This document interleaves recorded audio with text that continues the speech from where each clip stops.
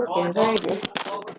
তার মানে ও বলেছে দেখো পিসিআরটা আসলে একটা মেথড যেটা ফলো করে আসলে কি করা হয়, একটা ডিএনএ থেকে মানে মাল্টিপ্লাই করে অ্যামপ্লিফাই করে হাজার হাজার কপিস আসলে তৈরি করা হয়ে থাকে, মিলিয়ন্স মিলিয়ন্স হতে পারে।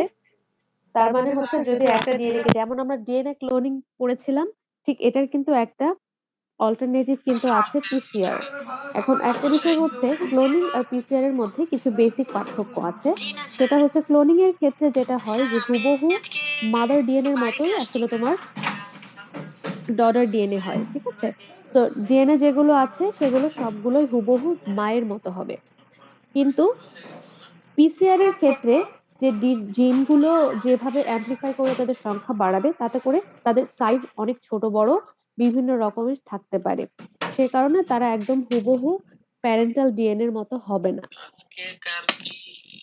তার মানে হচ্ছে পার্থক্যটা এখানেই যে হুবহু একদম মায়ের মতো বা প্যারেন্টের মতো হতে হলে সেটাকে অবশ্যই ডিএনএ ক্লোনিং এর মধ্যে দিয়ে যেতে হবে। আর যদি হচ্ছে সেটা নরমাল আমরা বিভিন্ন রকমের সাইজের ডিএনএ বাট একই ডিএনএ এরই বিভিন্ন সাইজের পেতে চাই, সে বিভিন্ন অংশ আর কি ফ্র্যাগমেন্টেশন গুলো বিভিন্ন জায়গাতেই হয়তো বা সিকোয়েন্স গুলো ফ্র্যাগমেন্টেড অবস্থায় থাকবে, সেগুলোকে যদি একসাথে পাই তখন সেটা হচ্ছে পলিমারেজ চেইন রিঅ্যাকশন। এবং বর্তমানে পিসিআর এর ব্যবহারটা কিন্তু ওয়ার্ল্ড ওয়াইড।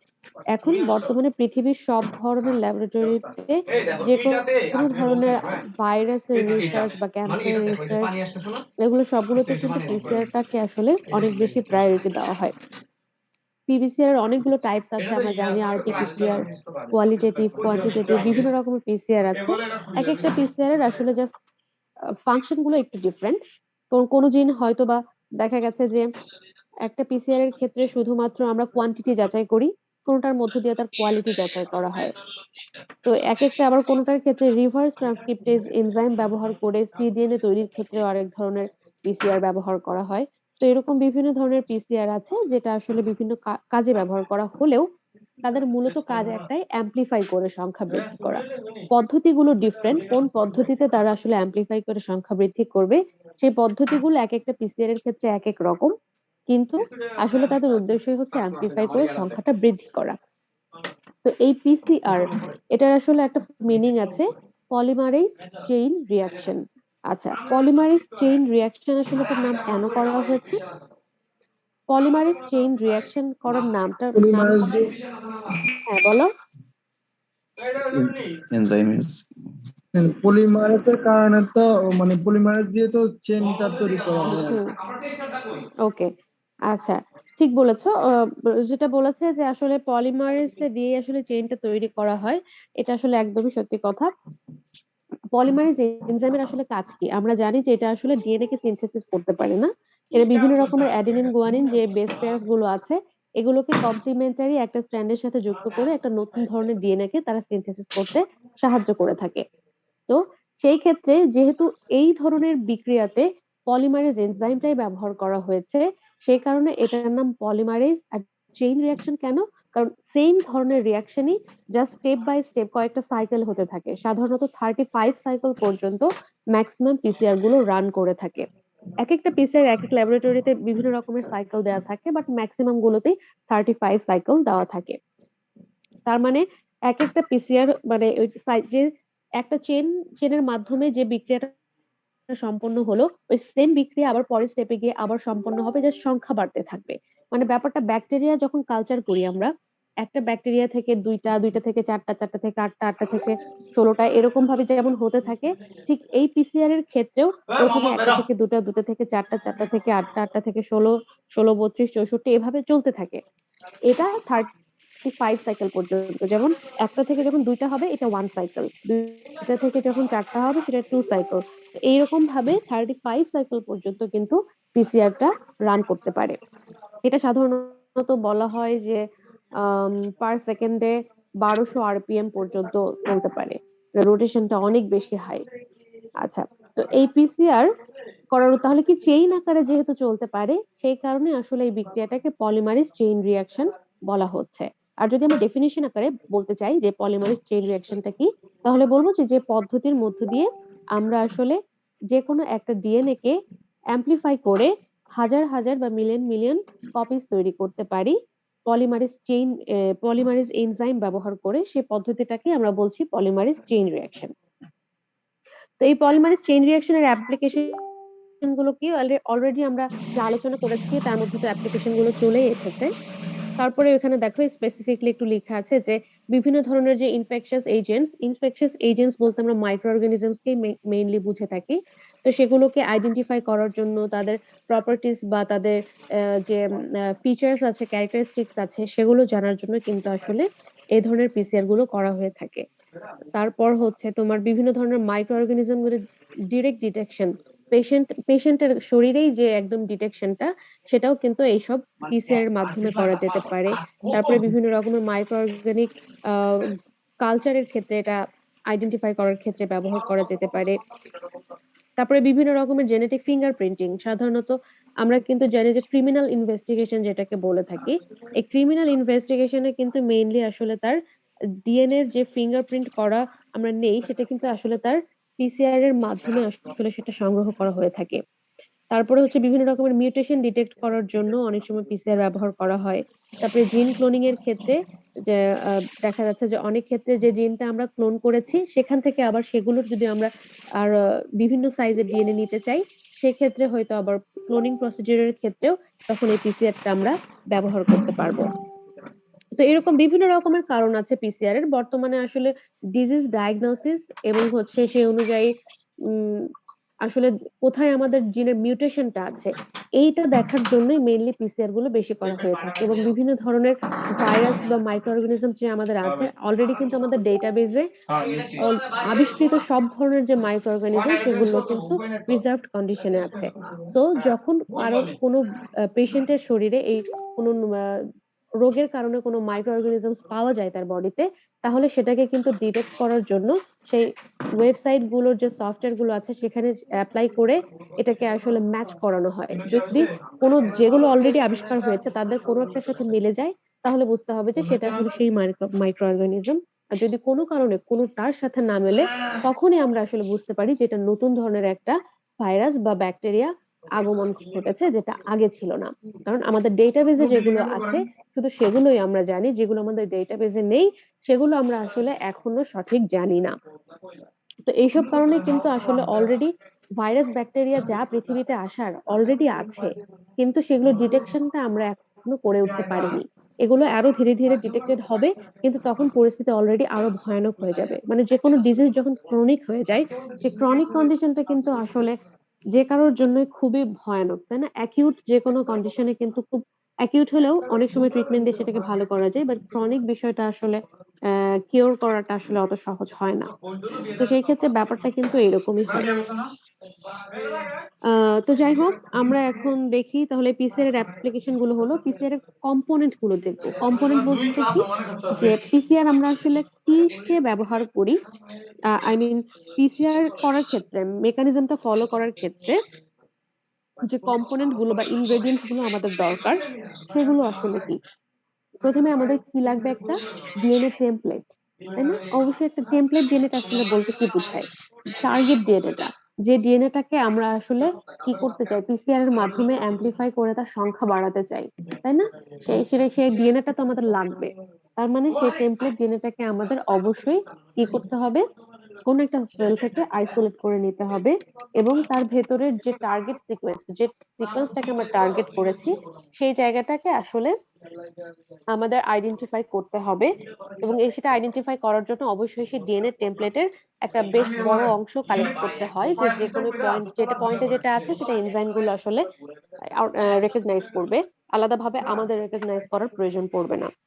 তো যাই হোক, টেমপ্লেট ডিএনএটা হচ্ছে আসলে টার্গেট ডিএনএ, যেটাকে আমরা পিসিআর এর মাধ্যমে অ্যামপ্লিফাই করব। এরপরে লাগবে কি, DNA polymerase enzyme. DNA polymerase enzyme তো লাগবে আমরা জানি, কারণ অবশ্যই ডিএনএ নতুন কোনো স্ট্র্যান্ডকে সিনথেসিস করতে হলে পলিমারেজ এনজাইমটা অবশ্যই লাগবে। এরপরে আরেকটা রয়েছে প্রাইমার্স। আমরা কিন্তু অলরেডি প্রাইমার্স কে একবার পড়েছিলাম, সিডিএনএ থেকে যখন যখন এমআরএনএ থেকে আমরা সিডিএনএ তৈরি করেছিলাম, সেই সময়টাতে কিন্তু আমরা দেখেছিলাম অলিগো প্রাইমার্স পড়েছি। তোমরা অলরেডি মলিকুলার বায়োলজিতেও হয়তো পড়েছো। তো প্রাইমার্স গুলো আমরা বলেছিলাম যে আর্টিফিশিয়ালি ল্যাবরেটরি ল্যাবরেটরিতে তৈরি করা হয়, যেগুলোর অলরেডি বিভিন্ন ডিএনএ টেমপ্লেটের সাথে ম্যাচ করিয়ে তৈরি করা আছে। তো এই প্রাইমার্স গুলো এখানে লাগে, তার কারণ হচ্ছে সাধারণত প্রাইমার্স গুলোই যেকোনো ডিএনএ সিনথেসিসের স্টার্টিং পয়েন্ট হিসেবে কাজ করে। যেকোনো ডিএনএ সিনথেসিস যদি পলিমারেজ এনজাইম দিয়ে করাতেও হয়, তার স্টার্টিং পয়েন্টে একটা প্রাইমার দিতে হবে। কিন্তু নর্মাল ডিএনএ তে সেটা আসলে প্রোমোটার। প্রোমোটার নামে একটা জিনের পার্ট আছে, ওইটা সাধারণত ডিএনএ সিনথেসিসটা স্টার্ট করে থাকে। কিন্তু আর্টিফিশিয়ালি যখন করা হবে, তখন সেখানে প্রোমোটার থাকে না বলে সেখানে এক্সট্রা করে একটা প্রাইমার দেওয়া হয়েছে, মানে primary is kind of promoter. আচ্ছা, আরেকটা কি লাগবে? নিউক্লিওটাইডস। নিউক্লিওটাইডস আসলে কি?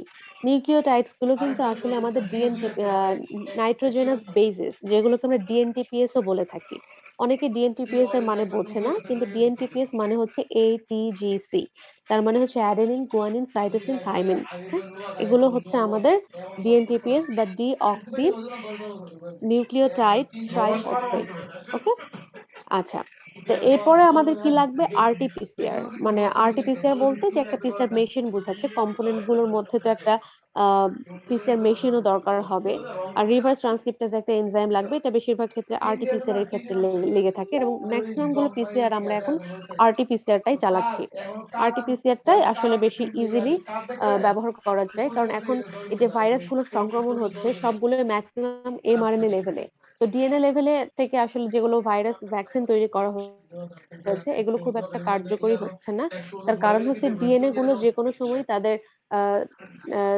সিস্টেম গুলো চেঞ্জ করে ফেলতে পারে, কিন্তু এমআরএনএ গুলো থেকে যখন সিডিএনএ এক্সট্রা ভাবে তৈরি করা হয়, তখন সেই সিডিএনএ এর ভেতরে আসলে নিজস্ব কোনো প্রমোটার বা ইন্ট্রন না থাকলে তারা কোনো স্প্লাইসিং পদ্ধতিতেও যেতে পারে না, বা নিজেদের মধ্যে আসলে কোনো আকর্ষণও বোধ করে না, বা নতুন ভাবে অন্য জায়গাতে মডিফাইড হওয়ারও তারা টেন্ডেন্সি দেখায় না। এই জন্য এমআরএনএ টেকনোলজিটা আসলে বর্তমানে অনেক বেশি জনপ্রিয়, কারণ তাতে করে আসলে মিউটেশন বা হচ্ছে জিনের যে পরিবর্তন বা টেন্ডেন্সিটা অন্য আরেকটা রূপে পরিবর্তিত হওয়ার, সে কনভার্টেড হওয়ার টেন্ডেন্সিটা আসলে এমআরএনএ টেকনোলজিতে খুব কম দেখা যায়। তো যাই হোক, এগুলো হচ্ছে আমাদের মোটামুটি কম্পোনেন্ট যেগুলো পিসিআর করতে লাগবে। এখন পিসিআরটা যখন আমরা একটা মেশিনের মধ্যে, এখন তো সবকিছু অটো। অনেক আগে পিসিআর যখন শুরুতে এসেছিল, যে পিসিআরটা ক্যারি মলিস নামক একজন সায়েন্টিস্ট 1985-এ উনি কিন্তু সর্বপ্রথম আসলে পিসিআর পদ্ধতিটা আবিষ্কার করেছিলেন। তাকে তো ওই সময় যে পিসিআরটা ব্যবহার করা হতো সেগুলো অনেক ম্যানুয়াল ছিল, হাতে হাতে অনেক কাজ করতে হতো, সময় বেশি লাগতো। তারপরে হচ্ছে রিএজেন্টের এদিকে ওদিকে একটু হতো, অথবা হচ্ছে কখনো কখনো দেখা গেল কাজ করতে গিয়ে হঠাৎ করে কাজটার কোনো একটা কারণে এরর হয়ে গেল। তো সবকিছু মিলিয়ে তখন ফলাফলটা অ্যাকিউরেট আসতে অনেক ঝামেলা হতো। তো এখন অটোমেশন থাকাতে একটা সুবিধা যেটা আছে যে হ্যাঁ, অনেক সময় একদম অ্যাকিউরেট রেজাল্ট পাওয়া যাচ্ছে, তবে কোনো যদি গন্ডগোল হওয়াটাও আসলে পাচ্ছি যে এই ভরসা রাখাটা একটু টাফ হয়ে যায়। তো যাই হোক, এটা হচ্ছে কি বললাম যে পিসিআর মেশিন আমরা রান করাবো এখন, রাইট? করা হয় ওখানে মাস্টার মিক্স থাকে। তো মাস্টার মিক্সের মধ্যে সবগুলো কেমিক্যালস নেওয়া থাকে, তাই জাস্ট সবাই ওর ভেতরে জাস্ট ওটা দিয়ে অটো সুইচ অন করে দেয়। আসলে ভেতরে কি ঘটনা ঘটছে সেটা কেউ জানে না। ভেতরে রান করছে কিন্তু আমরা দেখতে পাচ্ছি না। তো সেটাই আসলে আমাদের জানা দরকার, যে পিসিআর এর মধ্যে যখন রান করানো হয় কি ঘটনাগুলো আসলে ঘটতে থাকে। প্রথম যে পদ্ধতিটা, এটার 3টা স্টেপস। পিসিআর পদ্ধতিতে আমরা সাধারণত যে মেথড ফলো করি সেখানে 3টা স্টেপস ফলো করে এরা। সে 3টা স্টেপস কি? ডিন্যাচারেশন, অ্যানিলিং অ্যান্ড এক্সটেনশন। ডিন্যাচারেশন, ডিনেচার হওয়া মানে কি? ডিনেচার মানে হচ্ছে কোনো কিছু গলে যাওয়া, মেল্ট হয়ে যাওয়া। ঠিক আছে? ধরো কোনো একটা মোমবাতিকে যদি আগুন দাও, তাহলে ধীরে ধীরে কি গলতে থাকবে সে। তো ডিনেচারটা এরকম যে এমন একটা টেম্পারেচারে নিয়ে যাওয়া হবে যে ডিএনএটা তাদের যে জয় বাংলা জিতবে এবার নৌকা উন্নত নাই 9টা ইউনিয়নের মধ্যে বুঝলি 5টা জিতে স্বতন্ত্র 5টা আর 6টা জিতে নৌকা আর কি মারামারি হইছে দেখছেন নি কোনো না হ্যাঁ একটা উল্টা সব কেন্দ্র সুষ্ঠু হয়েছে, একটা কেন্দ্র কোনো হয়েছে শুধু এক কেন্দ্রে খুব সুন্দর গন্ডগোল। এমন নাম্বারে আর বন্ধু একবার সুষ্ঠু বলেছে শেষ কাজ শেষ।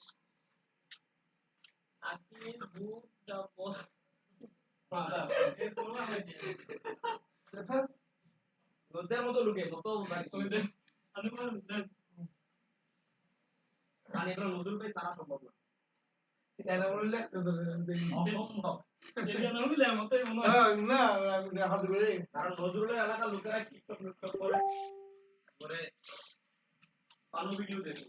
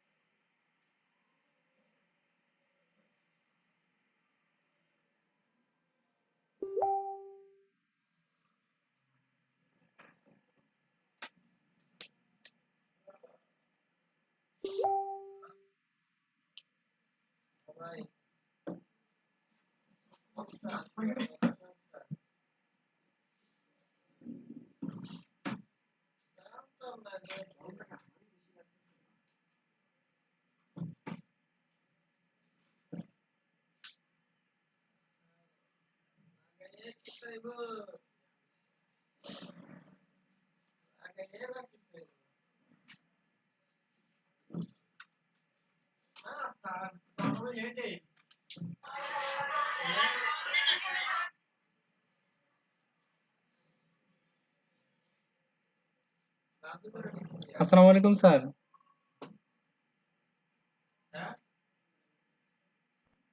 তবে পলিমারেজ এনজাইমটা অ্যাপ্লাই করা হবে এবং এই এনজাইমটা বিভিন্ন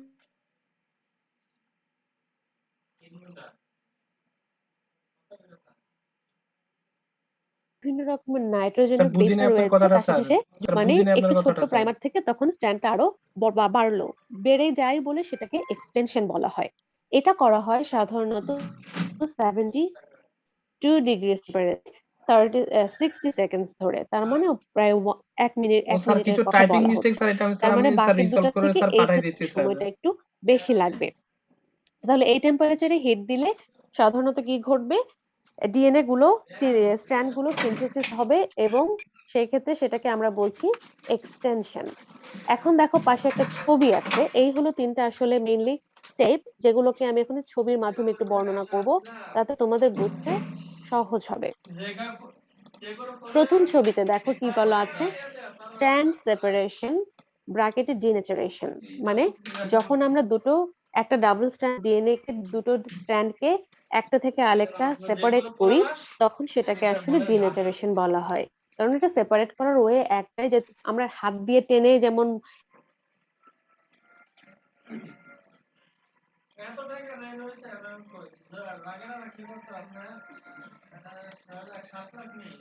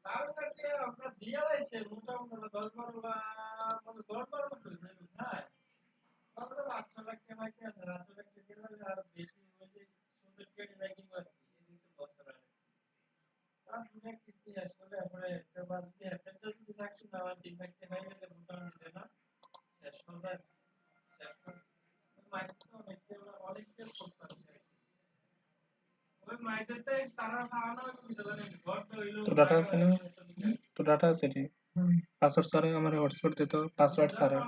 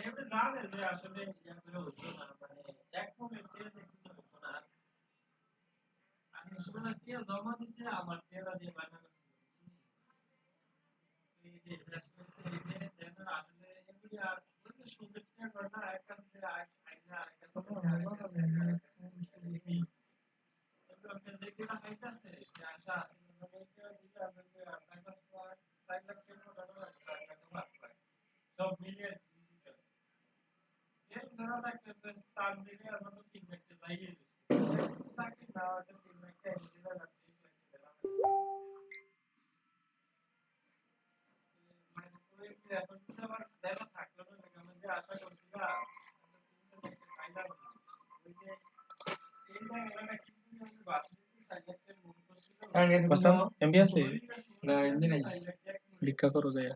যুক্ত করে দিলাম। দেওয়ার পরে এখন এটা যুক্ত করব কিভাবে? ধরো এখানে রাখলাম আর চুম্বকের মতো একজন আরেকজনের সাথে লেগে যাবে, এরকম তো নয়। এটা আসলে একটা নির্দিষ্ট টেম্পারেচার দেওয়া হবে, ওই হিটেই শুধুমাত্র তার একটা আরেকটার সাথে যুক্ত হতে। সেটা ছিলাম।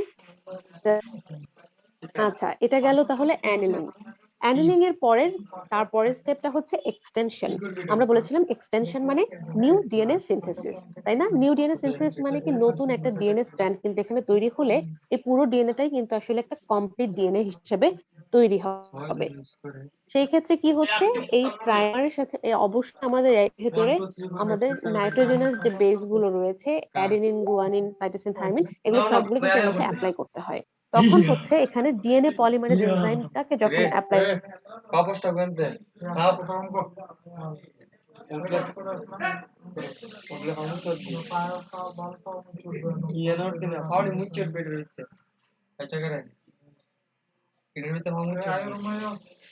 মন যাতে থাকে তিমুর সাথে কিছু কর না কেন, আমরা কিন্তু ভালো টিম থেকে মন লাগে।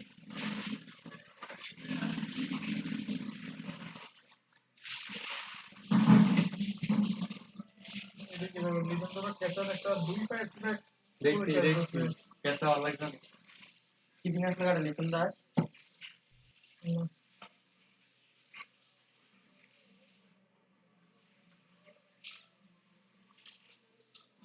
মন আমার দেহ গড়ি সন্ধান করি মশারি কেমনে দিতে তাতে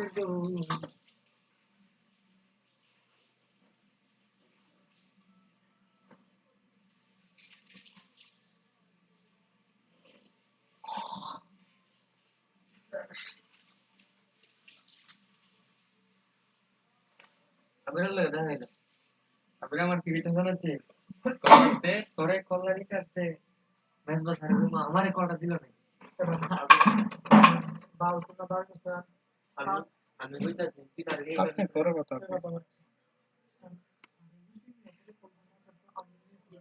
স্যার ইলেকট্রিসিটি চলে গেছিল স্যার, আসছি স্যার। স্যার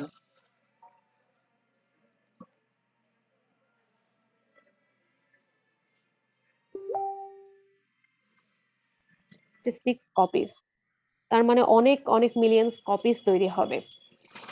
ঠিক আছে, স্যার তো এটা এই হলো প্রাইমারের সরি স্যার লিখা পিসিআর আছে, এর আমি পুরো আরেকবার স্যার পদ্ধতি, কারেক্ট করে দিব যেটা আসলে স্যার। আমরা ভেতরে স্যার দেখতে এটা পাই না কি 10,800 ঘটনা হবে ঘটছে, স্যার। শুধু মেশিনে স্যার আমার রান কাছে করিয়ে লিখা দিই আছে আর স্যার এটা তারপরে তো 10,800 হবে ফলাফল স্যার। চলে আসে। এই পিসিআর এর পরে কিন্তু এই যে সাইকেল, এতগুলো সাইকেলের পরে যে এতগুলো ডিএনএ স্যার তৈরি হলো, টাইপিং মিস্টেক এই হয়েছে স্যার। ডিএনএ তে আমরা দেখবো কিভাবে, এটারও কিন্তু একটা পদ্ধতি আছে যেটা পিসিআর এর সাথেই করা হয়ে থাকে। তোমরা কি জানো সেটা কি পদ্ধতি? 11 jail electrophoresis. Yes, very good. হ্যাঁ, অ্যাগারোস জেল ইলেক্ট্রোফোরেসিস। তার মানে এটার সাথে আমাদের অ্যাগারোস জেল ইলেক্ট্রোফোরেসিসও করতে হবে। অ্যাগারোস জেল ইলেক্ট্রোফোরেসিসটা আসলে কি? অ্যাগারোস তো একটা জেল, রাইট? আমরা যেটা আসলে পাউডার আকারে পাই, জি যে স্যার। পাউডারটাকে জাস্ট একটু পানি দিয়ে হিট দিয়ে মেল্ট করে একটু জি কিছুক্ষণ স্যার, কুল স্যার এটা করলে আমার কাছে সেটা রিপোর্ট স্যার, জমাট আপনি যদি বেঁধে বলেন যায়। স্যার আমি রিপোর্ট সহ তো দেখাইতে সেই পারবো স্যার। জেলটাকে আমরা আসলে একটা স্কয়ার শেপে দেখতে পাই। জন্য যদি তোমাদের স্যার পেশেন্টের নাম অলরেডি কি স্যার? তোমরা কি ল্যাবরেটরিতে কাজ করার সুযোগ পেয়েছো এই ভর্তি হওয়ার পর? ম্যাডাম এগুলো আমাদের শিখানোর কথা ছিল, কিন্তু করোনার জন্য আসলে আমরা সুযোগ পাইনি। আহারে, তোমাদের এটা দেখানোর হ্যাঁ কথা ছিল, কারণ আমি জানি যে কোনো একটা ল্যাবে আমাদের অ্যাগারোস জেল দেখানো হয়। তো জি তাহলে স্যার, তো সেটা আরবিএস তোমাদের স্যার। আসলে মিস হয়ে আরবিএস গেছে, স্যার। কারণ দেখলে সেকেন্ড মাথার ইয়ার মধ্যে ফাইনাল জিনিসটা সেমিস্টারে আসে আমাদের যখন। এটা দেখানোর কথা ছিল, বাট ওই সময় তো ম্যাম মানে হুম, লকডাউন তো ছিল করোনা প্রচুর। ছিল অনেক, সেটাই জি সেটাই। ম্যাম। এই সময়টা আসলে তোমাদের অনেক মানে যারা আমরা এই সময়টা যারা পার করেছি তাদের আসলে একটু বিশাল লসই হয়ে গেছে। জি ম্যাম, এখন যাই হোক, অনেকগুলো বেঁচে ল্যাব ছিল, থাকাটা রিয়া, এখন ইলাইজা, 11 জন তাই। ইলেকট্রোফোরেসিস এগুলো ছিল। হুম। আহা, তোমরা তো আসলে অনেক ভালো সরি ভালো স্যার, আমার বেসিক এটা যেগুলো টাইপিং আসলে মিস্টেক সেগুলোই তো হয়েছে আসলে স্যার, মিস আমি করেছো। স্যার। জি ম্যাম। এগুলো তোমাদের দেখাটা, কারণ যে কোনো প্যাথোলজি ল্যাবে বা যে কোনো ল্যাবরেটরিতে কাজ করতে এগুলোর এক্সপিরিয়েন্স আছে কিনা জিজ্ঞেস করে, বা এগুলো কখনো রিলেটেড জানো কিনা কাজ, কারণ এটা তো হাতের কাজই আসলে আমাদের মেইনলি দেখাতে হয়। আচ্ছা যাই হোক, এখন হয়তো বা পরে সুযোগ হতে পারে তোমরা বা হেড স্যারের কাছে একটু রিকোয়েস্ট করতে পারো যে তোমাদের যদি ভাবে সুযোগ দেওয়া হয় একটু দেখানোর, কারণ তোমরা তো দেখতে পাওনি। ঠিক আছে, এই রিকোয়েস্টটা কিন্তু তোমরা স্যারকে বলতে পারো, মেইন কয়েকটা বেসিক কয়েকটা ইয়া নিয়ে স্যারকে বলতে পারো যে স্যার আমরা তো দেখার সুযোগ পাইনি, আমাদেরকে একটা সুযোগ দেন। আমাদেরকে বলছিল যে তোমরা একসাথে গ্রুপ করে আইসো, তোমাদেরকে আমরা দেখাবো। তা তাহলে আসলে তোমরাই ওইভাবে। আসলে সুযোগ করে যেও, তা না হলে কিন্তু নিজেরাই আসলে নিজেদের সুযোগগুলো মিস করবে। হ্যাঁ, পরবর্তীতে খালি জি ম্যাডাম। জানবে যে এই টেস্টটা করতে হারে পারতাম, তো দেখলেই তো একটু বলতে পারতাম, চাকরির বাজারে গিয়ে কিন্তু তখন কিন্তু এগুলো ফেস করতে হবে। ঠিক আছে, তো এই জন্য একটু সুযোগ পেলে আছে স্যার আমি ঠিক যেহেতু করে স্যার একবার পাঠাই দিচ্ছি স্যার। করে ফেলো, তাই না? নিজেদের ডিপার্টমেন্ট যত সুবিধা পাবে অন্য কোথাও তার এত সুবিধা পাবে না, ঠিক না? তো এই কেউ মানে কেউ তো জি ম্যাডাম। তোমাকে এভাবে ধরে দেখাবে না এমনিতে এমনিতে, এটা হচ্ছে বিষয়। তো যাই হোক, এটা বলছিলাম যে 11 জেল ইলেক্ট্রোফোরেসিস, এই 11 জেলটা তৈরি করার পরে এটা আসলে আমার কাছে এই মুহূর্তে এখন লেকচার শিটটা কই রেখেছি খুঁজে পাচ্ছি না, আমি খুঁজে পেয়ে তোমাদেরকে আপলোড দিয়ে দিব। আমরা জাস্ট একটু পড়ি যে পিসিআর এর পরের ধাপে যে 11 জেল ইলেক্ট্রোফোরেসিসটা করা হয়, কেন করা হয় তার কারণ হচ্ছে এই যে এতগুলো পিসিআর এর মাধ্যমে যে এতগুলো কপিস তৈরি হয়েছে, কোনটা কোন সাইজের এটা কিন্তু আমাদের পিসিআর সেটা জি রিড স্যার, করতে সেটা পারে বুঝতে না, পারছি স্যার। ওইটুকু আবার তার পাওয়ার নাই। তার মানে তার পিসিআর এর মেশিনের কাজ শুধু কপি করাই। সে কারণে আলাদা যে যন্ত্রটা ইউজ করতে হয় সেটা হচ্ছে অ্যাগ্রোস জেল ইলেক্ট্রোফোরেসিস। এটা এই ইলেক্ট্রোফোরেসিস একটা মেশিন আছে যেটার মাধ্যমে অ্যাগ্রোস জেলটাকে আসলে বাফারের মধ্যে রেখে দেওয়া হয়। যে জেলের মধ্যে আসলে একটা খাঁজ থাকে, যেগুলোকে আমরা কোম্ব বলে থাকি, একটা কোম্ব দিয়ে ওয়েল তৈরি করা হয়, কূপের মতো ছোট ছোট কয়েকটা খাঁজ তৈরি করা হয় যার মধ্যে আসলে আমাদের ডিএনএ সলিউশন গুলো আমরা অ্যাপ্লাই করি। কেন অ্যাপ্লাই করি? তাদের বিভিন্ন মলিকুলার ওয়েট অনুযায়ী তাদেরকে সেপারেট করার জন্য। তার মানে এই যে এতগুলো আমরা ডিএনএ কপিস পেলাম, কার সাইজ কত তা তো আমরা জানি না, কারণ আমরা বলেছি পিসিআর এ কিন্তু সেম সাইজের ডিএনএ তৈরি হয় না, বাট একই রকমের বিভিন্ন সাইজের ডিএনএ তৈরি হয়। ওরা টার্গেট সিকোয়েন্সটাকে জাস্ট অ্যাম্পলিফাই করে কোনোটা বড় কোনোটা ছোট এভাবে করতে থাকে। তো সেই ক্ষেত্রে কিন্তু ছোট সাইজের ডিএনএ গুলো বড় সাইজের ডিএনএ গুলোকে আলাদা করার জন্য, সেপারেট করার জন্য যে পদ্ধতিটা ব্যবহার করা হয় সেটা হচ্ছে 11 সেল ইলেকট্রোফোরেসিস। আচ্ছা স্যার। তাহলে একটু ইমাজিন করো, আমি জাস্ট বলি তোমরা একটু ভাবতে থাকো, যে ধরো একটা ইলেকট্রোফোরেসিস মেশিন, সেই মেশিনের মধ্যে একটা বাফার দেওয়া আছে। বাফার বলতে তো আমরা বুঝি যে ওয়াটারের মতো এক ধরনের বাফার, নিউট্রাল টাইপের জিনিস, যেটা আসলে ডিএনএ গুলোকে নিউট্রাল রাখতে সাহায্য করে, অন্য কারোর সাথে যেন বাইন্ড না করে, বা কোনো একটা কেমিক্যালস অন্য একটা কেমিক্যালসের সাথে যেন বাইন্ড না করে, জি মানে স্যার, বুঝতে নির্দিষ্ট পারছি স্যার। ফাংশনের বাইরে যেন অন্য কোনো ঘটনা না ঘটে, সেজন্য একটা নিউট্রাল বাফার ইউজ করা হয়। পিএইচ তো বাফার। সেই বাফারের মধ্যে আমাদের, আচ্ছা স্যার। হ্যাঁ পিএইচ বাফারও বলতে পারো, পিএইচ বাফারটাই মেইনলি ইউজ করা হয়, কারণ তোমার ওই পিএইচ ঠিক না থাকলেই ওরা ধরো যে হচ্ছে উল্টাপাল্টা জি রিয়াকশন ম্যাম। করা শুরু করবে। হ্যাঁ, তো ওই বাফারটা দিয়ে তার মধ্যে তোমার জেলটাকে আসলে প্লেস করা হয়। তো জেলটাকে প্লেস করার পরে জেলের ভেতরে আসলে জেলটাকে প্লেস করার আগে জেলটা যখন প্রথমে গলানো হয়, মেল্ট করা হয়, মেল্ট কন্ডিশনেই সেখানে এরকম চিরুনির মতো একটা অংশ তার এক সাইডে একটু বসিয়ে দেওয়া হয়। তারপরে যখন জেলটা জমে যায়, তারপরে সেই কোম্বটাকে সেখান থেকে তুলে ফেলা হয়। তার ফলে কি হয়, কোম্বের ওই পার্ট পার্ট গুলো খাঁজ খাঁজ ভাবে তৈরি হয়, মানে একটু গর্তের মতো তৈরি হয়, কিছুটা হোলের মতো। তো সেগুলোতে কি করা হয়, ডিএনএ গুলোকে সলিউশন আকারে অ্যাপ্লাই করা হয়। পিসিআর এর মাধ্যমে এই যে আমরা ডিএনএ গুলো পেয়েছি, এগুলো তো আর খালি চোখে দেখতে পাই না। আমরা শুধু দেখতে পাই একটা বিভিন্ন রকমের সলিউশন আছে, সেগুলোর মধ্যে আমাদের কাঙ্ক্ষিত ডিএনএ গুলো রয়েছে।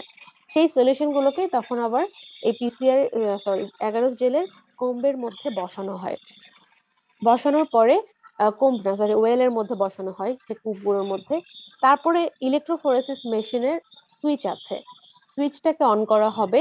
একদিকে হচ্ছে সেই মেশিনের আছে ক্যাথোড, আরেকদিকে আছে অ্যানোড। বলতো ক্যাথোড পজিটিভ নাকি anode positive? Cathode positive, cathode anode positive, negative, anode negative. Planet positive. Anode কিন্তু পজিটিভ হওয়ার কথা না। ম্যাম কনফিউশনে পড়ে গেছি। অ্যানোড ম্যাডাম পজিটিভ আর নরমালি ক্যাথোড ক্যাথোড পজিটিভ, কিন্তু এই যে জেল ইলেকট্রোফোরেসিসে অ্যানোডটা পজিটিভ হিসেবে কাজ করে। হ্যাঁ, এটা আসলে তোমার ক্যাথোড অ্যানোডের দুইটা আমাদের কিন্তু যখন ফিজিক্স পড়ানো হয়েছিল, এখানে কিন্তু ক্যাথোড অ্যানোড দুইটা ডিফারেন্ট ইস্যুতে বোঝানো হয়েছিল, যে কোন ক্ষেত্রে আসলে একটা একটা পজিটিভ আর একটা নেগেটিভ হিসেবে ট্রিট হয়। এটা কিন্তু আমাদের তখন পড়ানো হয়েছিল। তো যাই হোক, এই ক্ষেত্রে যেটা হবে যে আসলে এটা ক্যাথোডই পজিটিভ হবে, সরি অ্যানোডই পজিটিভ হবে, ক্যাথোডটা এই ক্ষেত্রে নেগেটিভ। তার মানে ক্যাথোডের দিকে থাকবে হচ্ছে তোমার ডিএনএটা, আর ডিএনএ যেহেতু নেগেটিভ, ও যেতে চাইবে হচ্ছে পজিটিভের দিকে। ঠিক আছে, সো ও অ্যানোডের দিকে তখন মুভ করবে আর কি। তার মানে হচ্ছে ডিএনএ গুলোর যেহেতু নেগেটিভলি চার্জ, ওদের টেন্ডেন্সি হচ্ছে পজিটিভ দিকে যাওয়া, কারণ আমরা জানি যে যে কোনো ইলেকট্রন গুলো কিন্তু আসলে পজিটিভ নেগেটিভ আকর্ষণ করে, তাই না? তার মানে ওরা জন্য পজিটিভ এই জন্য সামনের দিকে রাখা হয়, যাতে করে সে সেটা টানে টানে সামনের দিকে মুভ করতে থাকে। তো এই যে সলিউশনের ডিএনএ গুলো সামনের দিকে মুভ করছে, তার পাশেই একটা ল্যাডার ডিএনএ রাখা থাকে। ল্যাডার ডিএনএ মানে হচ্ছে যে ডিএনএ গুলোর অলরেডি মার্ক করে দেয়া আছে যে কোথায় কোন সাইজের ডিএনএটা থাকবে। তার মানে ধরো প্রথম দিকে শুরুতে একটা ল্যাডার মানে হচ্ছে মইয়ের মতো করে জাস্ট প্রথম থেকে সিরিয়ালি শেষ পর্যন্ত অনেকগুলো স্পট দেওয়া আছে, হয়তো ব্লু কালারের স্পট থাকবে যেটা দেখে বোঝা যাবে, ফ্লুorescent কালার শো করে, যেগুলো আসলে ডিএনএ।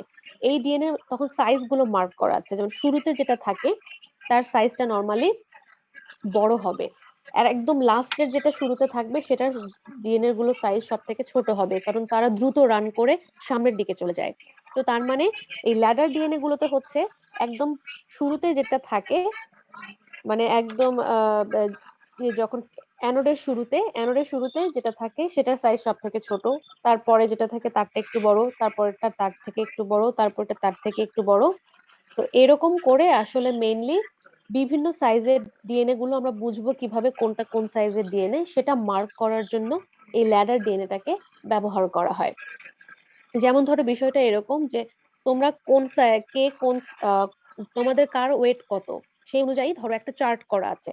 চার্টের শুরুতে লেখা আছে 60, তারপরে হচ্ছে তো তারপরে আচ্ছা 70 থেকে আসি, 80 থেকে আসি, 80, 70, তারপরে 60, 50, 40 করে 10 পর্যন্ত আসলো। এখন তোমাদের মধ্যে যার যত ওয়েট, তোমরা এখন সেই মার্ক অনুযায়ী দাঁড়াবে। এখন ধরো যার 60 ওয়েট, সে তো আর 50 লোকের পাশে দাঁড়াবে না, সে দাঁড়াবে হচ্ছে 60-এর পাশে। আর যাদের আবার 60 আর 50-র মাঝামাঝিতে আছে, তাদের কিন্তু এদের দুজনের মাঝামাঝি একটা জায়গাতে দাঁড়াতে হবে। তার মানে তুমি বুঝতে পারছো যে তুমি যেখানে দাঁড়াবে সেই অনুযায়ী তোমার ওয়েটটা কিন্তু আমি বুঝে নেব।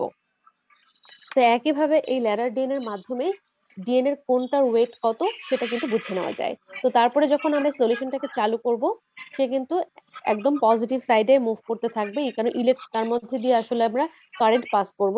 তো যখন ইলেকট্রিক পালস দেওয়া হয় তখন কিন্তু আসলে সে তখন পজিটিভ সাইডে মুভ করতে থাকে। এবং যা সাধারণত ছোট সাইজের যে ডিএনএ গুলো, তারা সবার আগে মুভ করবে। আর যাদের ডিএনএ সাইজ গুলো একটু বড়, তারা কিন্তু ধীরে মুভ করবে, কারণ আমরা জানি যে যে কোনো কিছু ছোট বা পাতলা হলে সেগুলো বেশি দ্রুত সামনে যেতে পারে, আর যাদের সাইজ একটু বড় বা ওয়েট একটু বেশি, তারা কিন্তু আসলে একটু কম পারবে। সেক্ষেত্রে সেই অনুযায়ী আসলে তারা সেপারেটেড হবে, এবং ওই ল্যাডার ডিএনএ এর মধ্য দিয়ে আমরা আমাদের যে অ্যাম্পলিফাইড ডিএনএ কপিস গুলো রয়েছে, সেগুলো কোনটা কোন সাইজে সে অনুযায়ী তাদেরকে সেপারেট করতে পারবো, এবং সেগুলোকে সে অনুযায়ী রিসার্চের কাজে ব্যবহার করতে পারবো। তো এই ঘটনাটাকে আমরা আসলে তখন এটাকে বলবো অ্যাগারোস জেল ইলেকট্রোফোরেসিস, যার মধ্য দিয়ে কি করা হয়, পিসিআর এর মাধ্যমে অ্যাম্পলিফাই করা ডিএনএ গুলোকে, সেটা পিসিআর এর মাধ্যমে না, অন্য কোনো মাধ্যমে হতে থাকতে পারে। মোট কথা কোনো এক অনেকগুলো ডিএনএ কে তাদের মলিকুলার ওয়েট অনুযায়ী সেপারেট করা হয়। তো এই পদ্ধতিটাকে আমরা অ্যাগারোস ইলেকট্রোফোরেসিস বলি, যেটা আসলে পিসিআর এর সাথে সম্পৃক্ত।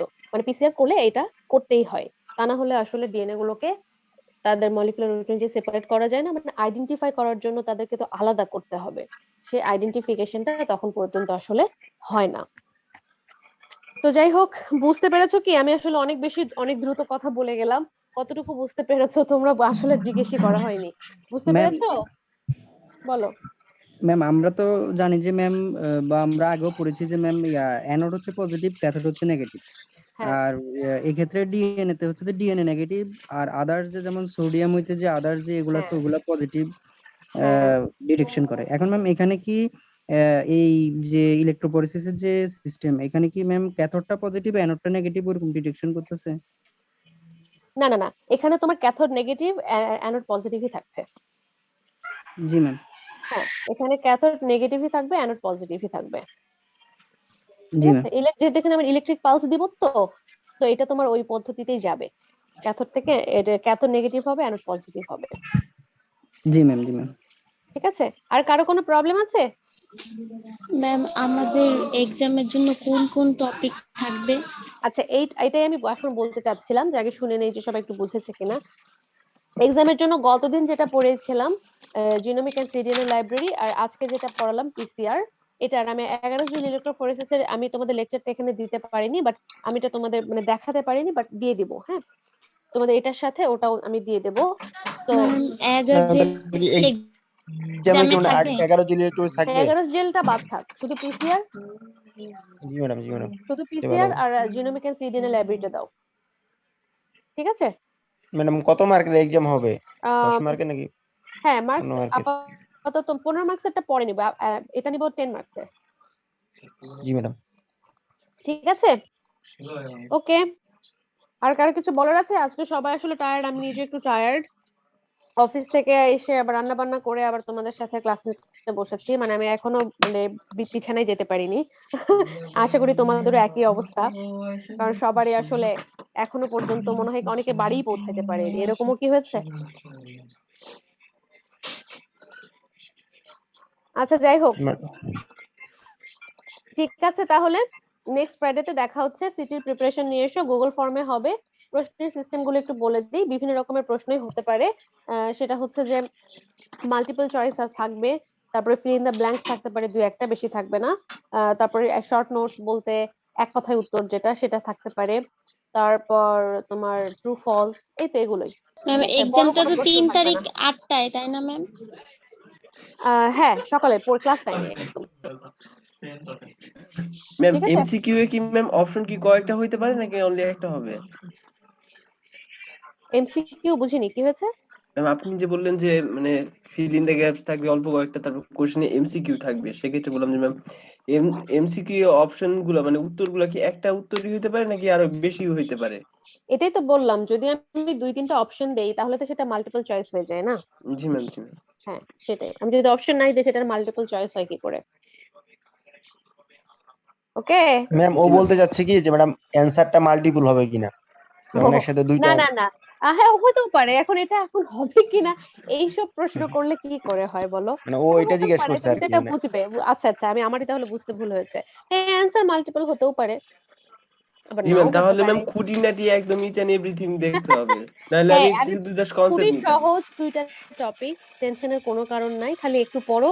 খুঁটিনাটি যা আছে এখানেই আছে, তো তোমাদের টেনশন করার কোনো কারণ নেই। ঠিক জি আছে? ম্যাম, ধন্যবাদ, হুম, বুঝতে পেরেছি এবার। আচ্ছা, ঠিক আসসালামু আলাইকুম আছে। ম্যাম। ওকে, সবাই ভালো থাকো। Thanks for your time. অনেক কষ্ট করে সবাই সময় দিয়েছো, অসংখ্য ধন্যবাদ তোমাদের। আসসালামু আলাইকুম। ঠিক আছে, হ্যাঁ।